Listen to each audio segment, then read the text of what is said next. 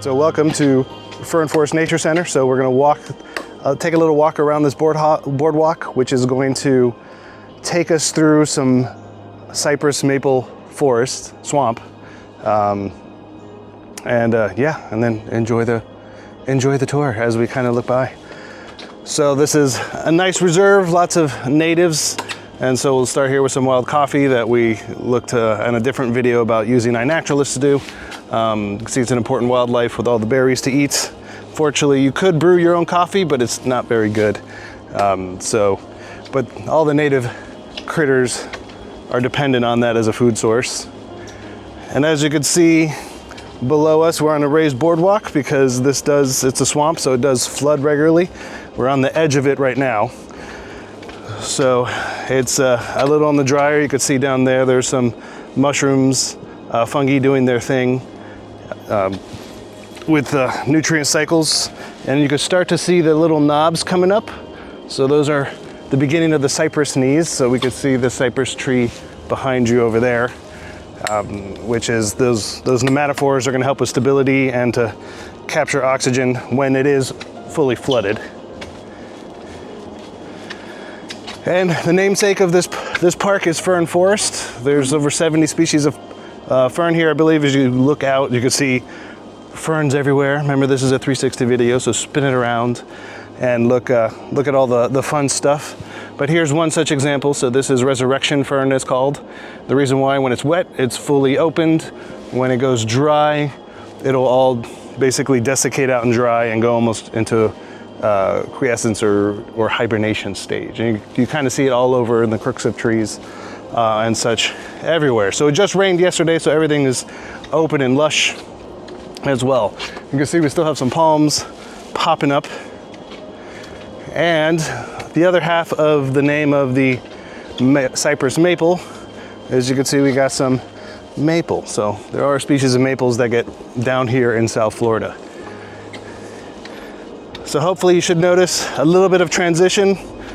We're getting a little more ferns, we're getting a little less of the shrubby stuff, and a lot more of those cypress knees or those nematophores popping up. See more of our ferns. So there's a leatherleaf fern over there.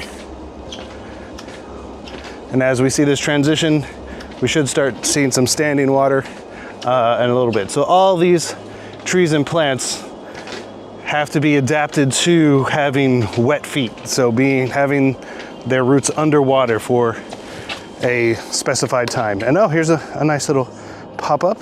So this little guy here. So this is a case sparrow moth. So it's a family Psychidae, and it's tied all these leaves together. So in there's a little caterpillar making its home.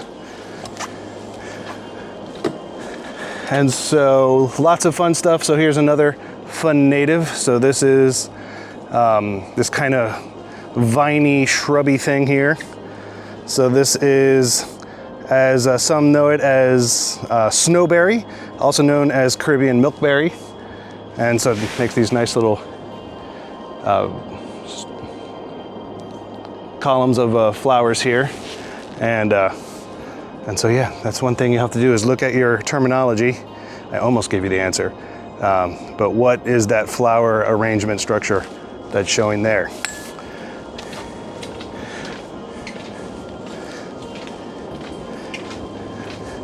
Now, one thing as a natural park, you'll see there's a lot of down trees, and a lot of people ask, like, why do they not pick it up? Well, it's part of the nutrient cycling. It gives homes for lots of arthropods, insects, reptiles, et cetera, et cetera.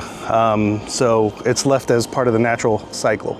As far as fire management, this is a wet system, so they don't really have to worry about fire management of leaving so much brush on the ground.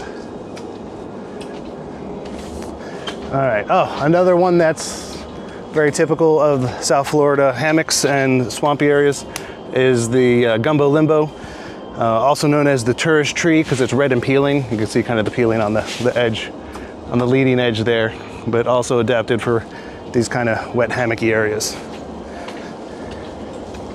And so as we get closer here, you could really see on this really old cypress you can see how it flares out at the bottom. So that's what we call buttresses. And that's to help give it stability in this kind of wet, soggy, mucky soil, so that it's more stable. All right, so that's a really big old one there.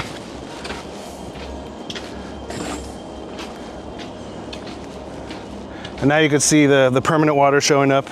So once again, all these guys, so you got a series of lilies and such, and all these plants have to be adapted with having those possible roots in an anoxic condition, as they're always within water.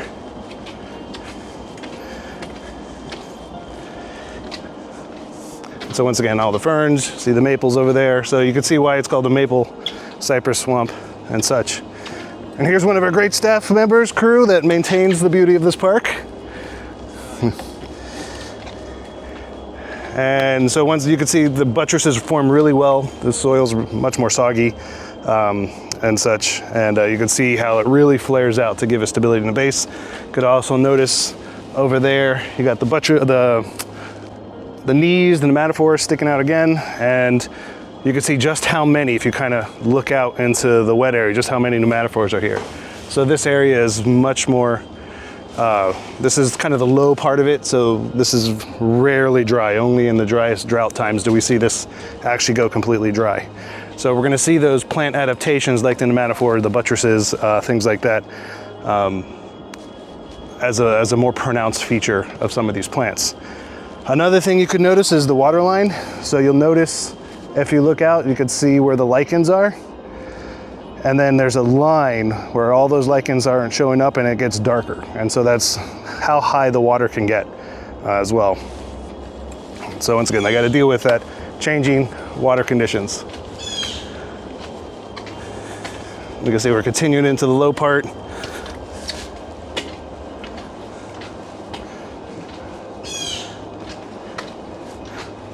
And the basin. And depending on the time of year, many people are worried, oh, there's so many mosquitoes, but I'm not being harassed right now.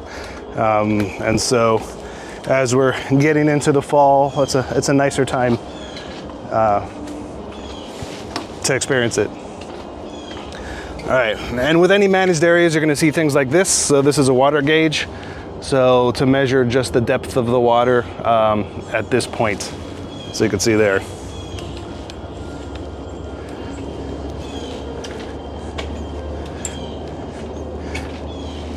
And you can kind of see the grade is going a little up. And so we're starting to come out of the low part of the swamp.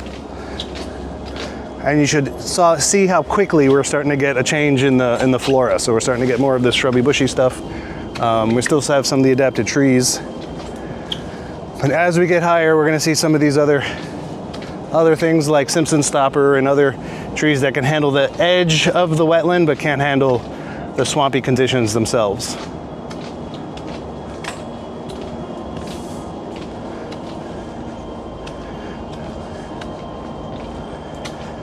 And you could also tell we're in a low because we could see some of the base rock of this area. So you could see the chunks of limestone. It's all mossy and covered there.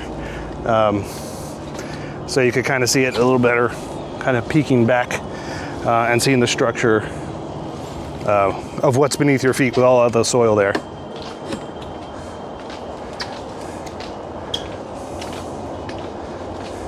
As you can see, now we have some more substantial litter, so we're kind of outside the margin of the maple cypress swamp and more into a hardwood hammock habitat here.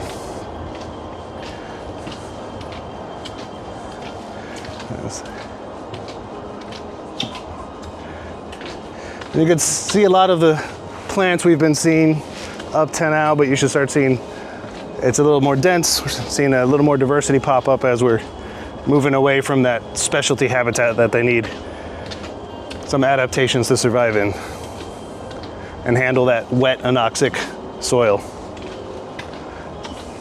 And remember, anoxic means that there's little or no oxygen concentration there.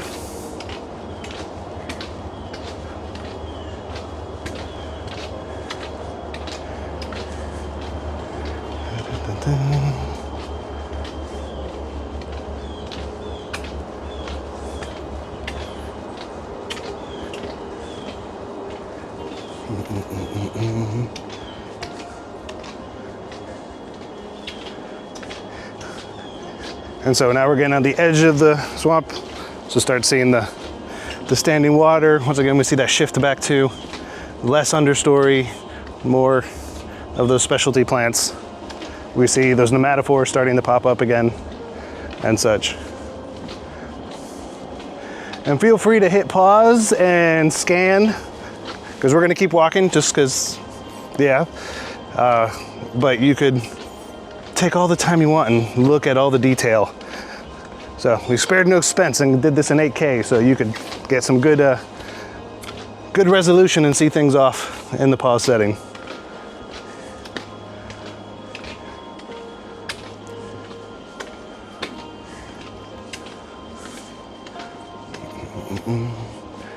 So again, some of those buttresses.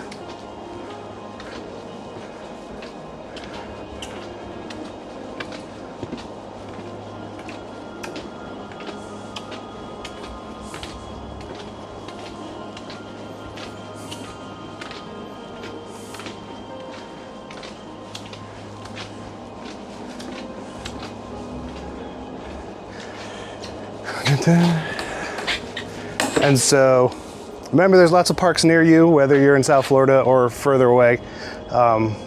Find a place. Usually you could easily find on web pages whether they have a nice boardwalk like this and such. You could kind of pick out the habitats you want to explore, and in hopes of finding particular plants or trees or groups of flora, especially for some upcoming assignments and such you have to do for this class. And so with that, we'll end it here, and happy trails, and go find a park and do the same thing.